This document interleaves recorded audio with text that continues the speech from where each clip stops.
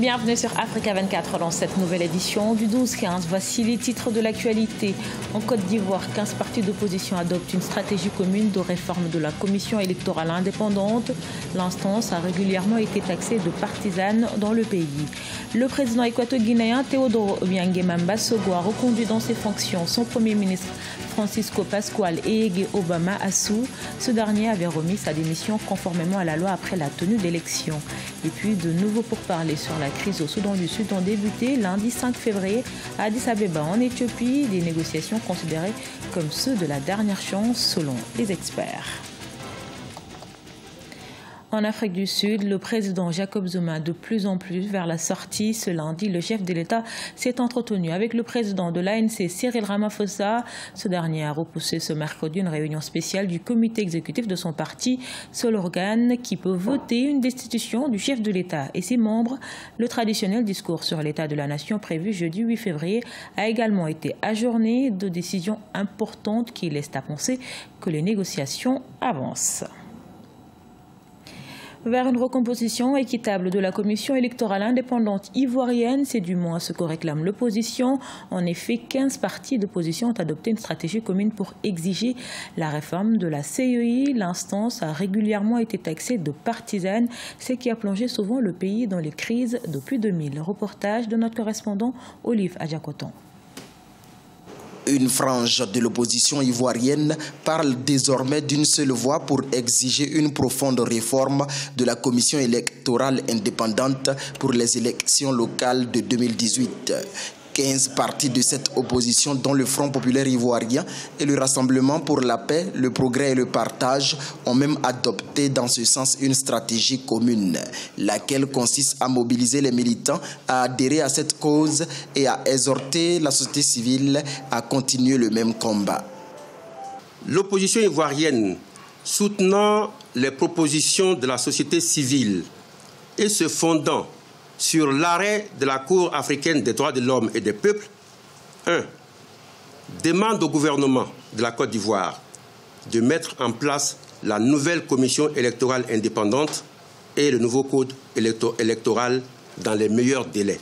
Les municipales, les régionales et les sénatoriales doivent se tenir courant 2018 dans le pays. La Côte d'Ivoire a souvent connu des crises post-électorales et ce regroupement de 15 partis politiques d'opposition soutient que dans sa composition actuelle, la CEI, Commission électorale indépendante, n'est pas apte pour organiser des élections transparentes et crédibles.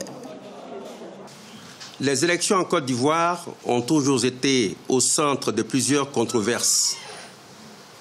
Et tous les efforts et innovations entrepris pour améliorer le cadre juridique et institutionnel de celles-ci n'ont pas permis jusqu'à ce jour de créer la confiance entre les différents acteurs. Notons que l'actuelle commission électorale indépendante est composée de 17 membres, dont 5 représentants de l'administration publique ivoirienne. C'est la présence de ces derniers qui est la pomme de discorde entre l'opposition et le pouvoir. Une opposition qui réclame désormais une CEI composée uniquement des représentants du pouvoir, de l'opposition et de la société civile. La Guinée équatoriale a un nouveau Premier ministre. Il s'agit de Francisco Pascual Eyege Obama Assou. Ce dernier a été reconduit suite à sa démission conformément à la loi après la tenue d'élections législatives, sénatoriales et municipales du 12 novembre 2017. Sharon Camara.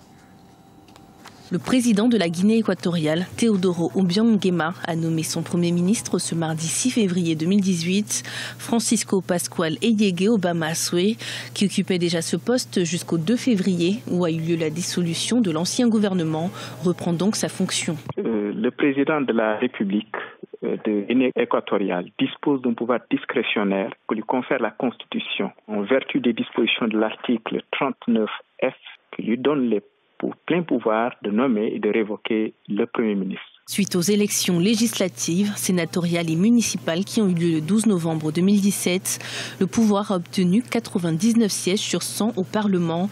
Mais le chef de l'État avait dû dissoudre le gouvernement en place depuis 2016 afin de se conformer à la Constitution nationale. La Guinée équatoriale est aujourd'hui traversée par une menace sécuritaire dû aux récentes et dernières évolutions liées à ce qu'on appelle la tentative de coup d'État, d'après les officiels équato-guinéens. Et donc, à partir de ce moment-là, la continuité peut être, de mon point de vue, l'élément sous-jacent qui pourrait garantir une stabilité. Le chef de l'État a également reconduit à leur poste 3 vice-premiers ministres, mais la composition du reste du gouvernement n'a cependant pas encore été dévoilée. En guerre civile depuis plus de 4 ans, une nouvelle série de discussions est entamée pour un retour de la paix au Soudan du Sud. Ces pourparlers qui se tiennent actuellement à Addis Abeba en Éthiopie sont considérés selon certains experts comme ceux de la dernière chance. Corinne Comdem.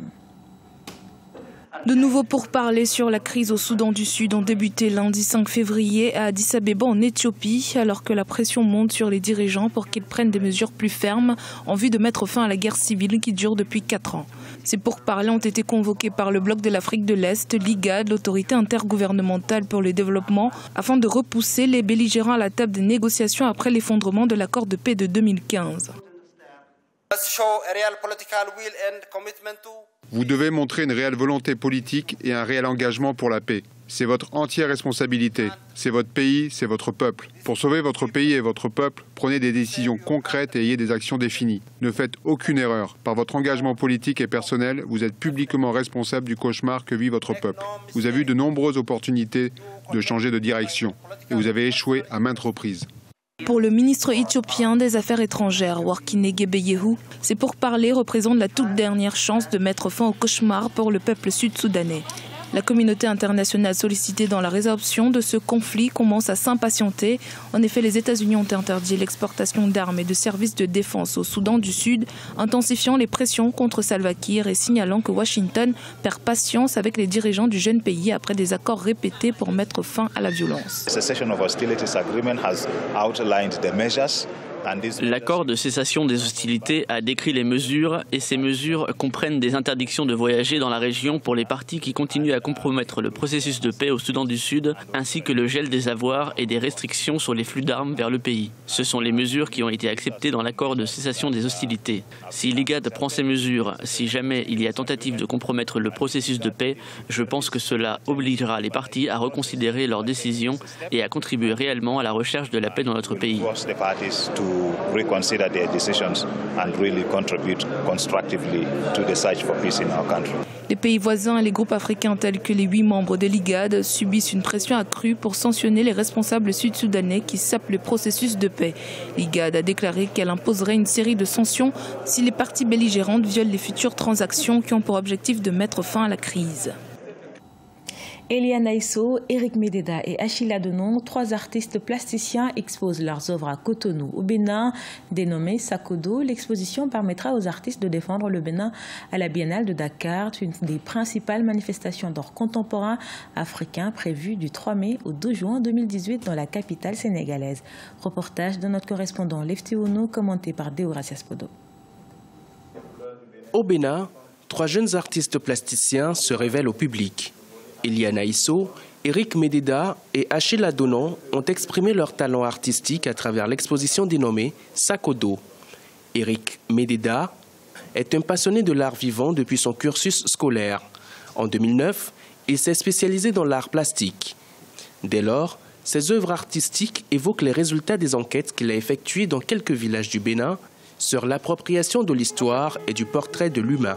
Sur cette toile, vous pouvez remarquer une tête, un personnage à tête et un autre personnage qui sort de cette tête pour nous dire que, basé sur notre origine, sur notre histoire, l'acquisition de notre histoire, nous saurons mieux orienter nos visions vers l'avenir, nos visions vers nos objectifs. Parce que sans connaître notre source, sans connaître notre histoire, nous ne pourrons rien faire.